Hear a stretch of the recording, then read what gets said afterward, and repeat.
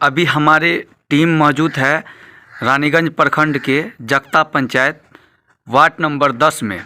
यहाँ के कुछ ग्रामीण हमारे साथ हैं जो गोली कांड का मामला आज से कुछ दिन पहले हुआ था और कई आदमी जो है जख्मी भी हुए थे यहाँ गोली कांड में। आज मैं उनसे जानता हूँ कि आखिर वो मामला कहाँ तक पहुँचे हैं अभी तक। मेरा नाम मोहम्मद इम्तियाज़ हुआ।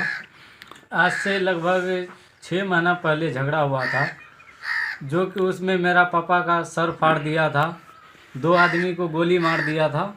इसमें नईम, मोसीम, नसीम, अजमत, नसबुल, उसके बाद जो है मुर्तुजा, हासिम, समीम, जलाउद्दीन, कमाल, अबुल, सभी मतलब जो है उसका जो है पूरा रिलेशन है, मेरे घर पे हमला किया था। उसके बाद कुछ दिन झगड़ा होने के बाद 2-3 बार मारपीट हो गया, गोली भी चला, बम भी चला।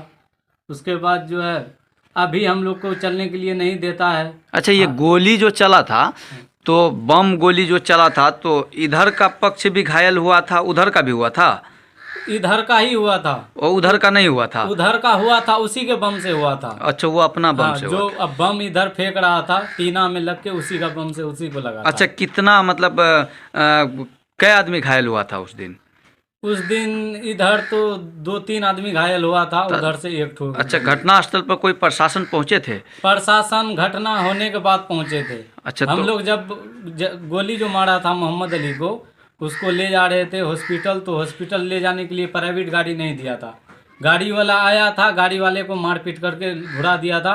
प्रशासन कुछ देर के बाद पहुंचा, प्रशासन के गाड़ी पे गया। अच्छा, प्रशासन वहाँ मौजूद था क्या? प्रशासन मौजूद था, प्रशासन के गाड़ी पे ही रानीगंज ले गए थे। अच्छा, पेशेंट को? पेशेंट तो अच्छा, कोई गोली वगैरह, कोई बंदूक उंदूक बरामद अभी तक प्रशासन किए हैं क्या? गोली यार तो बरामद नहीं हुआ, वो कहता है खोखा बरामद हुआ है, लेकिन जांच के लिए तो अभी तक नहीं आया है।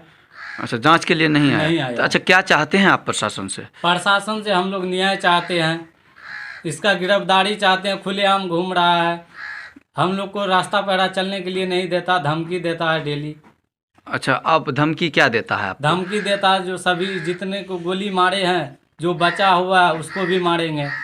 मतलब तुम्हारा जितना भी खानदान है, परिवार है, सभी को मिटा देंगे यहाँ से। अच्छा, ये जो गोली कांड हुआ था ये कब हुआ था, ये पता है?